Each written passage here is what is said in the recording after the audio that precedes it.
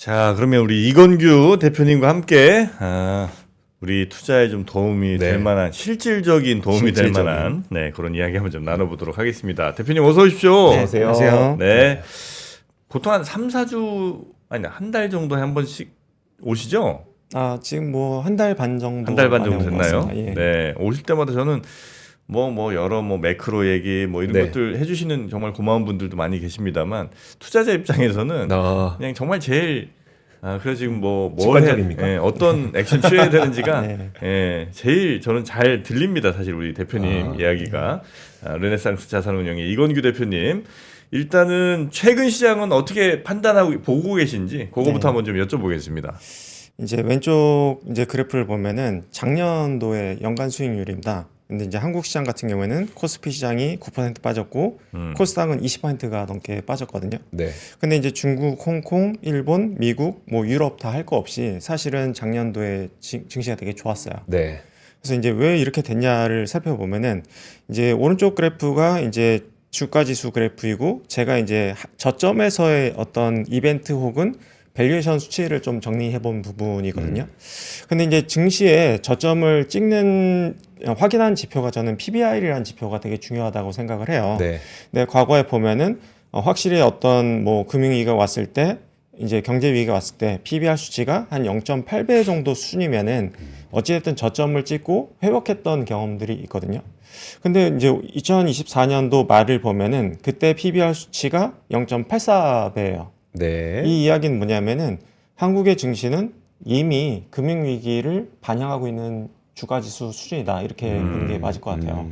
그래서 이제 그 이유가 어찌됐든 우리나라 경제의 가장 큰 비중을 차지하는 게 사실 이제 반도체랑 자동차인데 네. 이제 반도체도 그렇고 자동차도 그렇고 중국이 제조업 경쟁력이 확 올라오면서 네. 우리나라한테 실질적인 위협적인 존재로 부각된 게 사실 작년이었다고 저는 생각을 하고요.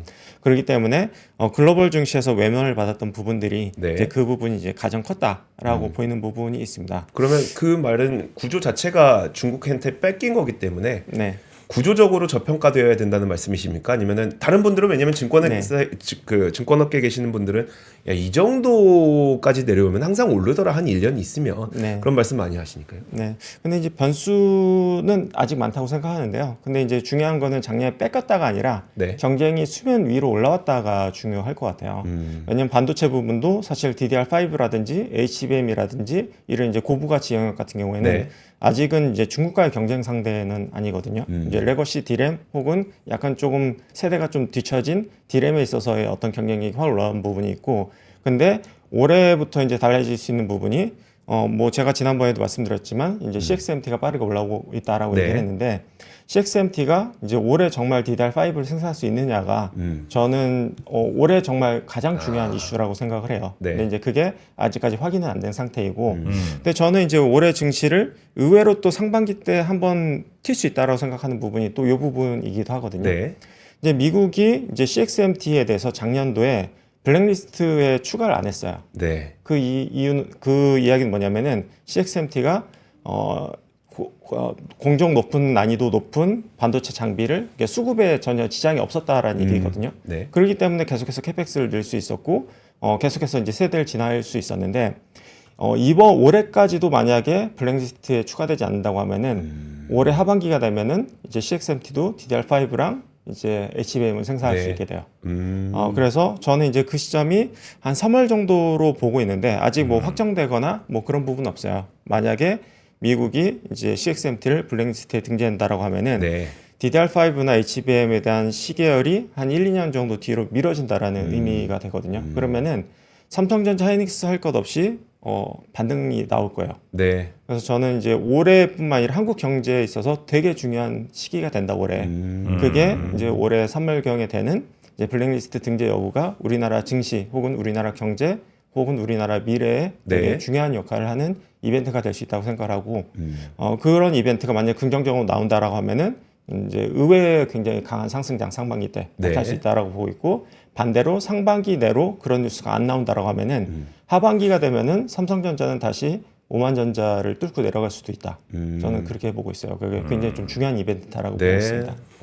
알겠습니다. 근데 그 반도체를 만드는 이제 그러니까 앞단에 있는 네. 뭐 삼성전자나 SK 하이닉스는 그렇고 지금 그 중국에서 CXMT 뭐 창신 메모리가 물량을 많이 늘리고 이런 것들 때문에 장비 기업들이나 그 소재 기업들의 경우에는 지금 그 삼성전자와 SK 하이닉스가 레거시 메모리에 투자를 많이 안 하고 있는 상태잖아요. 네, 맞습니다. 그러면 그들은 만약에 삼성전자와 SK 하이닉스가 올라도 네. 그들은 못 따라갈 수 있어요? 그럴 수 있습니다. 이제 올해도 이제 뭐 사실 이제 그 소부장이라고 하는 네. 반도체 장비 소재 기업들 같은 경우에는 이제 기존 캐파를 확 늘려야지 이제 수요가 확 증가하는 네. 부분이 있는데 지금의 투자는 이제 전환 투자이거든요. DDR5를 이제 HBM으로 이제 전환하고 네. 이제 요런 이제 공정이 전체 캐파가 이제 웨이퍼 수가 확 증가하는 게 아니라 네. 이제 고부가치 제품으로 이제 선단 공장의 투자가 이제 바뀌고 이제 제한적인 투자가 되고 그리고 이 선단 공정 투자 같은 경우에는 우리나라 기업들의 어떤 경쟁력이 별로 높진 않아요. 주로 이제 미국이나 일본 장비 업체들 많이 쓰거든요. 네. 그래서 소부장 업체들이 올해도 사실은 뭐 엄청나게 좋게 보기에는 이제 좀 힘든 장이 아닌가라고 보고는 있습니다. 그리고 이제 삼성전자도 여기서 더 오르려고 하면은 이제 기존 이제 메모리에서 핵심적인 경쟁력을 다시 보여줘야 될 것 같아요. 근데 이제 삼성전자의 문제는 HBM에서 뒤처진 것뿐만 아니라 네.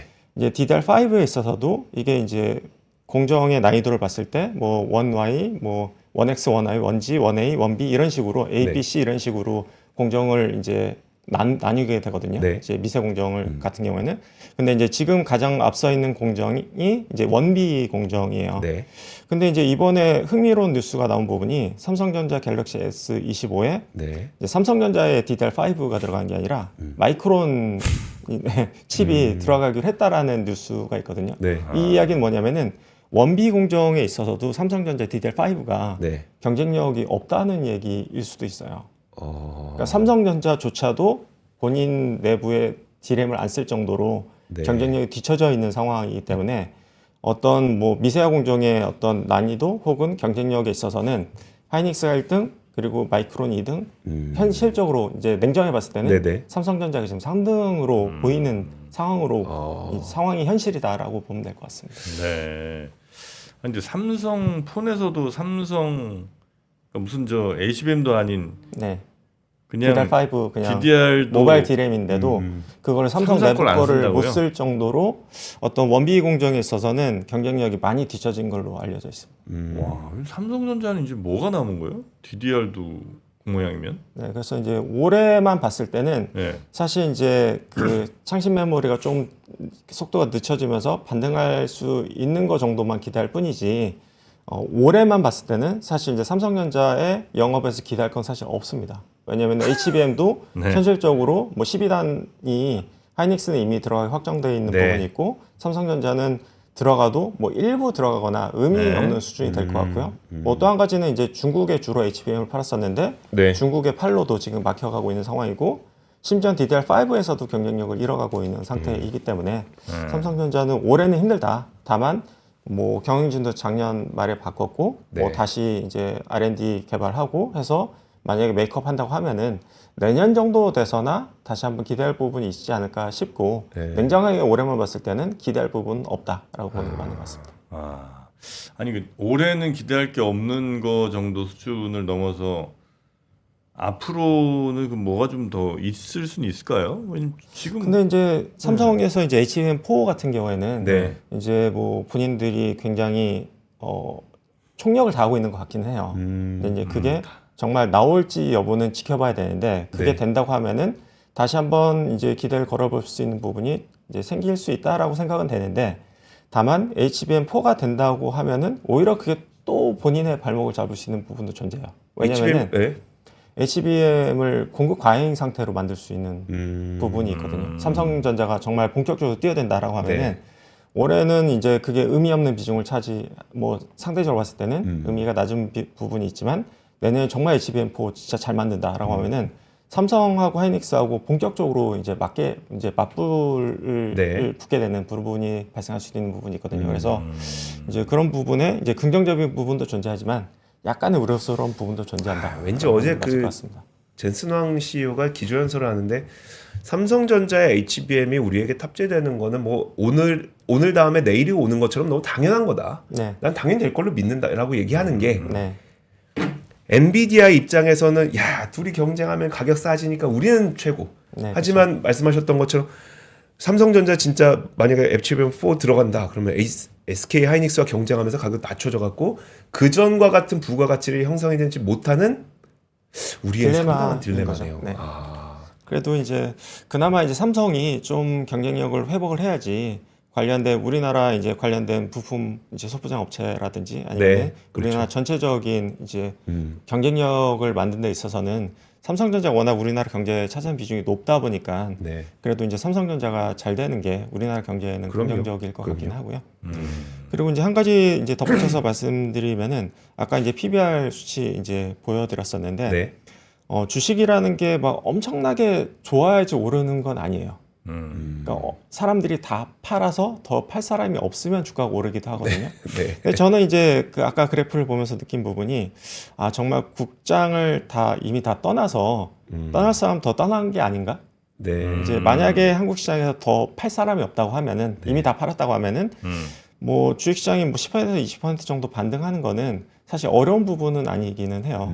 우리나라장만 빠져 있고 하다 네. 보니까 만약에 뭐 이제 블랙리스트 등재 이런 부분까지 겹쳐진다고 하면은 이제 대부분 우리나라 올해 이제 주식을 이제 상저하고 그러니까 상저하고로 대부분 봐요. 매년. 네. 하지만 상반기 때 의외의 강세장이 나타날 수 있다라는 부분 가능성도 저는 열어놓고 봐야 된다 이렇게 보고 있습니다. 아, 그럼 매우 그냥 중기 내지 단기적인 상승 정도 아닌가. 왜냐면 이제 그동안 우리나라가 쭉 많이 잘 해온 거는 야 일본은 이 정도 품질로 이렇게 잘 만드는데 야 한국은 어떻게 저 가격에 거의 일본 품질 만들어내네 이러면서 이제 지난 한 20-30년 올라온 거 아니에요. 네. 근데 그걸 이제 중국이 이제 거의 다 이제 하고 있잖아요. 네. 그 다음에는 한국의 기업들이 야 좀 새로운 뭔가를 이제 보여줘야 될 때가 온 거 아닙니까? 네, 맞습니다. 근데 지금 이런저런 얘기를 쭉 듣다 보면 지금 한국이 그런 거를 보여줄 수 있는 게 별로 없는 것 같다. 네, 그러면 근데 이제 직접적인 경쟁을 보면 그렇긴 하고요. 근데 네. 이제 이게 좀 뭐 안타까운 부분이긴 하지만 예? 이제 미국에 대한 경제 의존도가 높아질 수밖에 없을 것 같아요. 미국에 대한 경제 의존도. 네, 왜냐하면은 이제 중국과 경쟁을 했을 때 유럽이라든지 뭐 이제 동남아라든지 이런 쪽으로 나가게 되면은 그냥 1대1로 붙어야 돼요. 정말 누가 더 가성비가 좋냐의 네. 싸움이거든요. 네.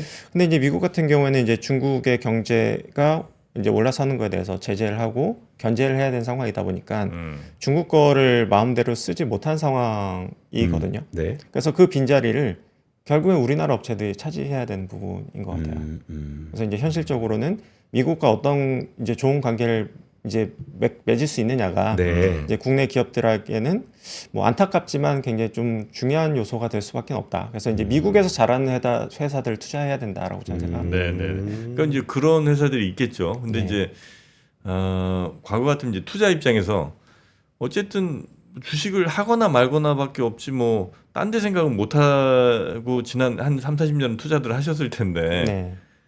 이제는 작년 재작년 이제 완전히 열려 버렸잖아요. 네. 그래서 언제든 내가 외국으로 나갈 수 있다는 특히 이제 뭐 대부분 미국이시겠습니다만 대부분 네. 미국으로 갈 수 있다는 생각을 이제 못 하는 분들이 거의 없을 거 아니에요. 네.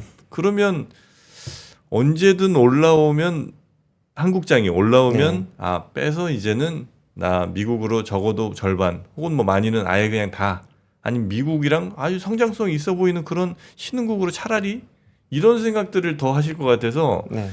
우리는 상방이 매우 막혀 있는 것 같다. 올라오면 팔고 올라오면 개인들 다 팔 거다 아마. 네. 그게 이제 제가 지금 요즘 느끼고 있는 생각이거든요. 네. 근데 이제 아까도 말씀드렸지만 뭐 주식시장이라는 게 경제가 엄청나게 좋아야지 오르는 부분은 아니고 이게 수급이 비어 있다고 하면은 그러니까 빈집털이라는 얘기가 뭐 반복적으로 나오잖아요. 그러니까 네. 특히나 이제 외국인들이 갑자기 매수했을 때 특정 업종에 오르는 부분들 그거는 수급이 비어 있기 때문이거든요. 근데 이제 한국 시장은 수급이 비어 있는 시장이기 때문에 여기서 저는 더 부정적으로 볼 필요는 없다라고 생각을 해요. 그래서 생각보다 올해 증시의 상승률로 봤을 때는 종목만 잘 고른다고 하면은 미국보다도 저는 올해는 우리나라가 네. 더 수익을 내긴 더 좋은 시장이라고 생각을 해요. 저도 뭐 그렇게 생각합니다. 그렇기 때문에 네. 장기적으로 봤을 때 과거에 어땠기 때문에 향후에도 이럴 거다라는 게 아니라 현재 시장을 냉정하게 판단을 해야 되는 부분이 있지 않나 싶고요. 네. 냉정하게 판단했을 때는 국내 시장이 그렇게 생각한 것보다 나쁘진 않다. 왜냐면은 대부분이 다 나쁜 가정을 해요. 네. HBM도 올해 꺾이고 경제도 더 나빠지고 뭐 환율도 더 오르고 뭐 이런 다 대부분이 부정적인 다 견해 네. 내지는 가정을 하고 있다는 거죠. 근데 이제 생각보다 우리나라는 이제 수출 경제이기 때문에 네. 환율이 또 이제 기업들의 실적에 도움을 주는 부분도 있거든요.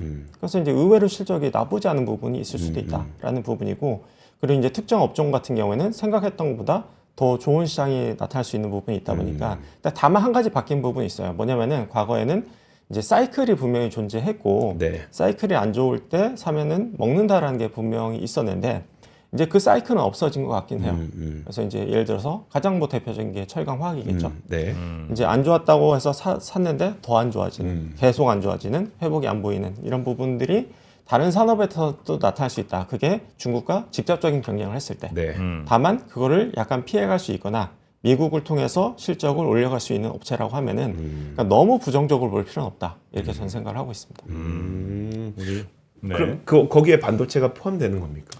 반도체는 이제 저는 이제 레거시 디램보다는 조금 하이엔드급 이제 반도체, 특히 이제 HBM 네네. 같은 경우에는 저는 여전히 올해 상당히 뭐 작년 하반기부터 굉장히 긍정적이다라고 말씀을 드렸었고 너무 부정적인 가정들을 하고 있기 때문에 HBM의 어떤 그 수익 능력에 대해서 너무 과소평가하고 있다라고 생각되는 부분은 아직도 그런 뷰는 여전히 유효한 상황입니다. 그 질문 드린 이유가 뭐였냐면 그럼 우리 투자자들은 어떤 산업을 좀 중심으로 접근을 해야 될 것인가에 대한 고민을 하다가 네, 코스피 전체적으로는 수급이 빈 거 알겠어요. 네, 근데 작년에도 특정 산업 뭐 전력기기라든지 조선이라든지 화장품 좀 네. 제외하도록 할게요. 그러니까 잘 되고 있는 산업은 수급이 비었다고 보기 좀 어려운 거잖아요. 네. 맞습니다. 그러면 이제 그 시장이 반등하게 됐을 때 이 수급이 안 빈 곳이 올라가는 거냐? 아니면 진짜 뭐 그 악재만 가득해서 완전 비어 있는 그곳이 올라가는 거냐? 우리는 투자자로서는 어떤 접근을 해야 되는지 궁금해서요. 저는 두 개 다 가져간 게 맞다라고 생각하고요. 다만 이제 저는 그럼에도 불구하고 수급이 돌아올지 안 올지는 모르기 때문에 네. 잘 되는 업종에 투자해야 된다고 생각해요. 왜냐면은 아까 이제 사이클이 없어졌다라고 말씀을 네. 드렸었잖아요. 뭐 안 좋은 것들이 좋아지는 거는 수급이 돌아오지 않으면 사실 좀 힘든 부분이 있어요. 근데 이제 좋아지는 업종 같은 경우에는 뭐 강남의 이제 핵심 지역은 더 오르듯이 맞아요. 네. 올해도 저는 전체적인 시장의 그로스가 나온 장은 아니기 때문에 네. 특정 그로스가 나오는 업종은 더 집중될 거라고 보고 있거든요. 그렇기 때문에 특정 업종에 집중해서 투자하는 게 맞대. 이게 어떤 분배 문제겠죠. 네. 비중을 예를 들어서 이제 잘 되는 업종에 한 80% 투자하고 20% 정도는 전체적인 시장이 올랐을 때도 오를 수 있는 부분에 투자한다든지 그런 식으로 어떤 비중 조절을 해야 되지 않을까라고 생각합니다. 알겠습니다. 그래서 하여튼 저는 개인들이 지금 어떤 투자 선택들을 이제 해야 되는지 이제 그게 제일 어쨌든 이 보시는 분들에게 네. 가장 중요한 건데 네. 올해 특히 이제 뭐 멀리까지도 가지 말고 그냥 네. 지금 한 1월 요 정도에는 대략 어떤 선택들이 그래도 가장 괜찮을 거라고 보시는지. 네, 제가 이제 뭐 세 가지 뭐 주목할 포인트를 이제 가져오기는 했는데요. 네. 요 장표 보여주시면은 최근에 이제 하이닉스 주가가 되게 좋았던 것 같아요. 근데 이제 요게 이제 CS를 통해서 이제 HBM 수요 기대감이 온 부분이 있는데 중소기업 신문에서 되게 잘 정리를 했더라고요. 그래서 이제 요 포인트들을 보면은 첫 번째 이제 1월 3일 날에 마이크로소프트에서 이제 데이터 센터 투자 계획을 발표를 했어요. 그게 이제 800억 달러 정도가 되거든요. 근데 이제 작년도 24년도 회계연도에 500억 달러를 투자했었는데 네. 요게 60% 정도 증가한 수준이고 그리고 요게 이제 800억 달러 정도를 사실은 2026년 정도에 예상을 했어요. 네. 그게 앞당겨져서 굉장히 큰 규모로 발표가 된 거거든요. 근데 이제 요게 어떻게 보면 이제 트럼프 대통령이 이제 정권 초기에 시작을 하면서 네. 어떤 좀 화답을 하는 이제 이제 기업들이 어떤 제스처를 취하는 게 아닌가 싶고, 만약에 이제 마이크로소프트에 이어서 뭐 메타라든지 이제 구글이라든지 아마존이라든지 빅테크 기업들이 만약에 우리가 생각했던 거와, 그러니까 우려와 달리, 우려는 정말 투자 지속하겠어? 네. 투자 규모를 늘리겠어? 뭐 이런 우려가 있었는데, 이제 마이크로소프트가 이제 포문을 연 거죠. 이제 마이크로소프트는 전혀 이상 없다. 우리는 이제 AI 쪽에 확신을 갖고 있고 이쪽에 투자를 더 늘릴 거다라는 부분을 처음으로 이제 보여준 부분이 있기 때문에 되게 의미 있는 변화가 있지 않았나 싶어요. 그래서 이제 지난해 대비해서 60% 정도 증가한 투자를 볼 것이다라는 부분이고, 그리고 이제 하이닉스한테는 또 한 가지 의미가 있었던 부분이 엔비디아에서 이제 과점적인 지위를 차지하고 있는데, 이제 그 ASIC 이제 주문형 반도체 부분에 있어서 이제 1위 업체가 이제 브로드컴인데요. 이제 브로드컴의 이제 메인 벤더로 올라서게 될 것 같아요. SK하이닉스가요? SK하이닉스가요. 그래서 이제 HBM이 어떻게 보면은 한 가지의 날개, 그러니까 엔비디아 날개로 조금 오르고 있었다라고 하면은 한 가지의 날개가 더 추가가 된 거죠. 그래서 이제 브로드컴이 가장 빠르게 증가하고 있는데 이쪽에서 어떤 날개 또 한 가지를 더 단 부분이 있기 때문에 HBM에 대한 수요가 이제 변함이 없을 뿐더러 또 한 가지 이제 성장 날개가 추가되면서 이제 기대했던 것보다 HBM 수요가 더 증가할 수 있는 부분들, 캡을 더 증가시킬 수 있는 자신감을 얻게 되다라는 부분이 굉장히 좀 중요한 부분이었던 것 같고요. 그리고 이제 HBM이 이제 전체 D램에서 차지하는 비중이 이제 지난해 4분기 기준으로 봤을 때 30% 중반 정도를 차지한 것 같아요. 그래서 이제 확실히 의미 있는 수준, 그리고 영업이익에 대해서는 50%를 넘는 수준이 되지 않았나 라는 생각이 들어서, 전통적인 D램 가격이 빠진다고 하더라도 HBM 가격은 그대로 유지되거나 오르고 있고 그리고 수요는 더 증가하고 있는 상황이기 때문에 실적에 대한 우려를 좀 불식시켰던 그런 부분들이 좀 있지 않나 싶고요. 이제 마지막으로 봤을 때는 이제 뭐 트렌드포스에서 이제 제시한 부분이긴 한데, 이 부분은 다들 이제 알고 있었던 부분이긴 하지만, 왜냐면 25년도 장사 다 끝났다라는 건 이미 다 알고 있었지만 다시 한번 이제 그런 부분들이 이제 확인 과정, 확인이 되는 부분들을 보여주고 있는 것 같아요. 그러고 있다 보니까 이제 하이닉스가 20% 오르기는 했지만, 저는 올해 연간으로 봤을 때도 상당히 업사이드가 여전히 남아있지 않나. 왜냐면은 여전히 반신반의 하고 있다고 생각해요. 근데 이제 하이닉스의 실적이 삼성전자와 다르다라는 부분을 분기로 가면 갈수록 더 보여줄 거라고 생각하거든요. 그래서 이제 지난해 3분기 때 이제 반도체 사업부의 영업이익이 이제 하이닉스가 훨씬 더 월등한 모습을 보였고, 이제 4분기 24년도 4분기는 이제 올해 이제 삼성전자 이제 오늘 이제 실적이 나오는데 전사 영업이익이 하이닉스가 삼성전자 영업이익을 넘어설 것 같아요. 전사가. 그러니까 반도체뿐만 아니라 되게 의미 있는 변화가 되겠죠. 휴대폰, 뭐 가전, LCD, 뭐 이런 거 다 합힌 전사 영업이익이 넘어설 걸로 보이고 있기 때문에 상당히 이제 의미 있는 변화가 될 거고, 올해 내내 그런 모습을 더 강화된 모습을 보일 것이다 라고 저는 생각을 하고 있습니다. 반신반의하고 있다는 게, SK하이닉스에 대해서 그래 니네 HBM 많이 만들고 그게 2기에서 차지하는 비중이 많다는 건 아는데, 그래도 레거시 안 좋으면 이거예요? 그 부분도 있고요. 결국엔 삼성전자가 들어와서 HBM의 마진을 같이 경쟁해서 깎아먹을 텐데, 그거 두 가지 다. 니네가 어떻게 대응할 건데 라고 하는 부분인데, 저는 두 가지 다 틀렸다. 그렇게 생각하고 있습니다. 근데 다만 이제 내년에 어떻게 될지는 또 지켜봐야겠죠. 다만 올해만 한해서 얘기한다고 하면은 특히나 이제 상반기 내내 그런 모습들이 확인이 되면서 삼성전자랑 하이닉스의 디커플링이 뭐 여전히 계속 지속되지 않을까라고 보고 있습니다. 아유, 삼성전자가 어쩌다가 조선 좋다는 거 다 알고 계시잖아요. 근데 이제 요 표를 잠깐 봐주시면요, 북극해 항로가 과거에는 이제 얼음으로 가득 채워져 있기 때문에 못 지나갔어요. 그래서 이제 1년으로 봤을 때는 한 2달 정도만 지나갈 수 있었거든요. 그래서 하얀색으로 보이는 게 그냥 다 얼음이고 다 얼음이에요. 그렇기 때문에 북극해 항로를 지나갈 수 없었는데, 이제는 이제 온난화가 진행되면서 얼음이 많이 녹은 상태이기 때문에 그러니까 지나갈 수 있는 길이 조금씩 열리고 있고요. 이제 과거에 1년에 2달만 지나갈 수 있었다고 하면은 이제 6개월 정도 지나갈 수가 있고, 이제 그 기간이 점점 더 늘어나고 있어요. 그래서 이제 미국에서 캐나다를 계속 압박하고 있고, 심지어는 그린란드를 사겠다라고 얘기하고 있거든요. 그 얘기는 뭐냐면은 이 미국에서 그냥 곧장 유럽으로 가겠다라는 얘기예요. 그래서 이제 요게 이제 전략적으로 발생을 하고 있고, 이런 뉴스들이 계속 나오고 있어요. 그래서 미국은 이제 북극해에 대해서 굉장히 진심이다라는 부분이고, 요게 이제 현실화되는 중에 하나가 결국에는 세빙선이 되게 중요할 것 같아요. 대우조선해양이 옛날에 만들었었던. 네, 맞습니다. 그래서 하나오션. 세빙선이 이제 캐나다에서 만들었었는데 캐나다에서도 많이 이제 만들기 힘든 상황이 된 것 같아요. 네. 그래서 구조조정도 많이 일어났고요. 그러다 보니까 한국의 세빙선을 이제 문의하는 수요가 많이 증가하고 있고, 그리고 이제 세빙선만 만들 수도 있지만 세빙선 기능이 있는 LNG선을 만들 수도 있거든요. 그러면 이제 똑같은 LNG선이지만 1.5배에서 2배 정도 값이 더 비싸요.